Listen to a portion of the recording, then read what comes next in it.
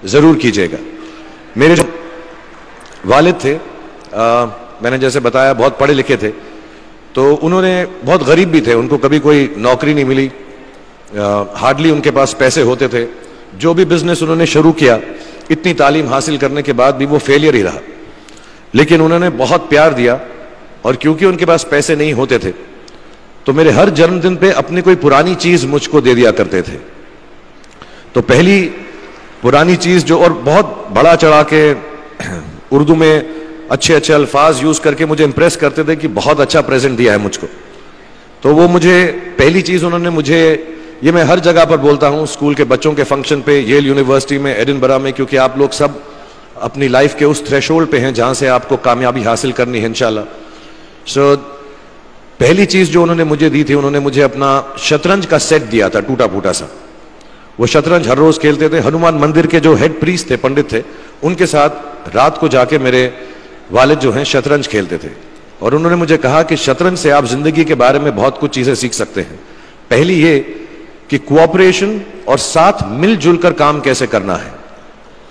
दूसरी ये कि जिंदगी में आगे बढ़ने के लिए कभी कभी पीछे भी हटना पड़ता है। तीसरी ये कि जो छोटे लोग होते हैं, जो आप समझते हैं, कई लोग ऐसी बात मानते हैं, जो पॉन्स होते हैं, जो प्यादे होते हैं, उनकी सबसे ज्यादा इज्जत करना जिंदगी के अंदर। कोई भी इंसान छोटा नहीं होता, हमेशा हमेशा जिंदगी में काम आता है। और कामयाबी हासिल करने के लिए आखिरी बात शतरंज ये सिखाती है हमको कि कभी कभी जिस चीज से सबसे ज्यादा लगाव होता है, जैसे रानी से अमूमन हो जाता है, कभी कभी उसे भी सैक्रिफाइस करना पड़ता है आगे बढ़ने के लिए। दूसरी चीज जो उन्होंने मुझे दी, मेरे पास है वक्त, 2 मिनट बोल सकता हूं मैं, सॉरी। दूसरी चीज जो उन्होंने मुझे दी थी, वो एक टाइपराइटर दिया था। आज के जमाने में आई डोंट थिंक किसी को, बहुत सारे बच्चे होंगे यहाँ पे जिनको मालूम भी नहीं होगा टाइपराइटर कैसा लगता है। अब सब कंप्यूटर पे काम करते हैं। तो टाइपराइटर के ऊपर जब आदमी लिखता है और अगर गलत लिखता है तो उसको मिटाने में बहुत तकलीफ होती है। So you have to be very diligent, बहुत ध्यान से लिखना पड़ता है। हम गलती नहीं कर सकते। और टाइपेक्स यूज करते थे टाइप को निकालने के लिए, कभी उंगली फंस जाती थी उसकी कीज के बीच में, मगर बहुत मेहनत से, बहुत डिलिजेंस से काम करना पड़ता था। तो जब मैं उस पर टाइपिंग सीखा स्कूल में कॉमर्स करते वक्त, so the only thing I realise is that practice makes you perfect. तो जो भी काम आप जिंदगी में करें उसको डिलिजेंस से करें, ऐसा करें कि कोई गलती ना हो, अपना पूरा दिमाग लगाकर करें, सोच समझ कर करें। ऐसे करें कि यह काम जिंदगी में आपका पहला काम है और इसके बाद आपको मौका नहीं मिलेगा, और शायद यह काम आपका जिंदगी का आखिरी काम है, इसके बाद फिर मौका नहीं मिलेगा। So do it with that kind of diligence. तीसरी चीज उन्होंने मुझे कैमरा दी थी, क्योंकि बहुत गरीब थे, वो कैमरा चलता नहीं था बिल्कुल भी, सिर्फ उसके व्यू फाइंडर से बड़ी अच्छी अच्छी तस्वीरें दिख जाती थी, लेकिन खिंचती बिल्कुल भी नहीं थी। और इससे मुझे उन्होंने सीख दी कि जो हमारी क्रिएटिविटी होती है, हम जो भी, कभी कभी हमारी हॉबी होती है, कभी कभी हमारा उससे प्यार होता है, लेकिन हम उसको अपनी नौकरी नहीं बना सकते, अपना काम नहीं बना सकते। बहुत कम लोग ऐसे फॉर्चुनेट होते हैं जैसे मैं हूं कि जो मेरी हॉबी थी, जिस चीज से मुझे प्यार था, कलाकारी से, एक्टिंग से, वो मेरा पेशा भी बन गया। अमूमन ऐसा होता नहीं है। लेकिन जो हमारी कला है, चाहे वो पोएट्री है, चाहे वो लिखना है, चाहे वो पेंटिंग है, चाहे जो भी चीज, गाना है, अकेले में गाना है, हमारी क्रिएटिविटी जरूरी नहीं है कि दुनिया एक्सेप्ट करे। जैसे उस कैमरा की तस्वीरें दिखती नहीं है, लेकिन उसमें देखने से खूबसूरत लगता है हर कुछ, वैसे ही आपकी जो क्रिएटिविटी है वो अपने लिए रखें। क्योंकि जिंदगी में कभी ना कभी, कहीं ना कभी ऐसा मुकाम आएगा जब आप बहुत अकेला फील करेंगे। हो सकता है दुख का समय भी आए, उस वक्त आपकी जो क्रिएटिविटी है वो आपकी सबसे अच्छी दोस्त होगी, दुनिया उसको माने या ना माने। मैं बहुत खराब पोएट्री करता हूं, लेकिन जब भी दुखी होता हूं तो लिख लेता हूं। सराफ साहब से मैं अब सीखना भी चाहता हूं। मैं रेखता पे जाऊंगा, मुझे लगता है ये कमाल की साइट है, थोड़ी मैं शायरी वगैरह सीखूंगा। मेरी शायरी बहुत खराब है कि हमने तुम्हारी याद में रो रो के टब भर दिए, वो आए और नहा कर चल दिए। इस लेवल की पोएट्री है। लेकिन जब दुख होता है, ये भी बैठकर जब लिखता हूं तो बहुत दिल को शांति मिलती है। आखिरी चीज मेरे वालिद ने मुझे दी थी, वो दोनों मिक्स है, मैं जल्दी खत्म करता हूं क्योंकि आप लोगों के पास वक्त नहीं है, आप लोगों को अपनी डिग्रीज लेनी है, सोच रहे होंगे इतना वक्त जाया कर रहा है हमारा ये।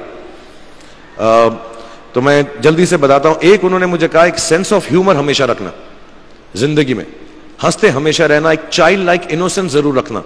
जैसे एक छोटे बच्चे की जो एक इनोसेंस होती है, जो उसका दुनिया की तरफ जो नजरिया होता है बड़ा इनोसेंट सा होता है, उसमें कोई खामी नहीं होती, गलती नहीं होती, अभी दुनियावी बातें नहीं आई होती, तो वैसी रखना।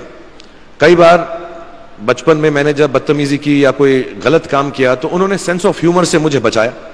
और जिंदगी भर अगर आप अपने ऊपर, अपने हाल पे, दुनिया पे, क्योंकि लोग आपसे हर कोई बात कहेंगे, अच्छी बात भी कहेंगे, बुरी बात भी कहेंगे, क्योंकि लोगों का काम है कहना। अगर आप उसको एक सेंस ऑफ ह्यूमर से देख सकेंगे तो जिंदगी जो है बहुत बेहतर रहेगी। And last not the least, what my father gave me, what my mother gave me and what your parents have given you, आपके जो पेरेंट्स हैं जो आपको दिया है, वो सबसे बड़ी गिफ्ट है, गिफ्ट ऑफ लाइफ। जिंदगी की जो जिंदगी एक खुद ही सबसे बड़ा तोहफा है हमारी जिंदगी, और उसको वैसे ही ट्रीट कीजिए। जिंदगी के अंदर जो भी मुकाम आए, जैसी भी चीजें हो, अच्छा हो बुरा हो, कभी अंधेरा हो कभी उजाला हो, हर चीज को रिस्पेक्ट कीजिए और जिंदगी में ग्रेस रखिए हर इंसान की तरफ। हर इंसान जो भी आपसे जो भी बात करेगा वो अपनी मुसीबत के हिसाब से करेगा, अपनी हैसियत के हिसाब से करेगा। कभी गलत बात भी बोलेगा, ऊंची बात भी बोलेगा। जब आप काम करेंगे, जब आप बड़ी बड़ी कंपनीज के अंदर नौकरी हासिल करेंगे, आपका हमेशा झगड़ा रहेगा, जो मेरा जूनियर है वो ऐसी बात करता है, मेरा सीनियर जो है ऐसी बात करता है। लेकिन सब जो हैं जिंदगी से जूझ रहे हैं, इस जिंदगी में कुछ बनने की कोशिश कर रहे हैं। सो वो ग्रेस जो है, वो लीवे जो है, हर किसी को दीजिएगा जो आपके साथी हैं, जो आपके साथ साथ काम कर रहे हैं, जो आपका साथ काम नहीं भी कर रहे और जो आपका साथ नहीं भी दे रहे। ग्रेस से बड़ी चीज आप जिंदगी को वापस नहीं लौटा सकते। ये 4-5 चीजें याद रखिएगा। याद रखिएगा, नहीं रहे तो कोई बात नहीं। आप लोग बहुत कुछ अभी इस जगह पर इल्म हासिल कर चुके हैं और मुझे उम्मीद है और मुझे यकीन है कि आप जो भी करेंगे जिंदगी में बहुत कामयाब होंगे। और फिर से मैं मौलाना आज़ाद नेशनल उर्दू यूनिवर्सिटी का शुक्रिया अदा करना चाहूंगा कि मुझे यहां पर बुलाया, आपसे मुखातिब होने का मौका दिया। थैंक यू वेरी मच, बहुत बहुत शुक्रिया। और आप, मुझे मालूम है कुछ टीचर्स जो होंगे यहां पर बैठे होंगे जो आपके फेवरेट नहीं भी हैं, जो बहुत स्ट्रिक्ट होंगे, डांटते भी होंगे आपको, उनको सबसे ज्यादा याद रखिएगा जब आप इस यूनिवर्सिटी से बाहर जाएंगे, क्योंकि जो सबसे ज्यादा टीचर आपसे स्ट्रिक्ट थे वो एक्चुअली सबसे ज्यादा आपसे प्यार करते थे। Thank you very much for having me here.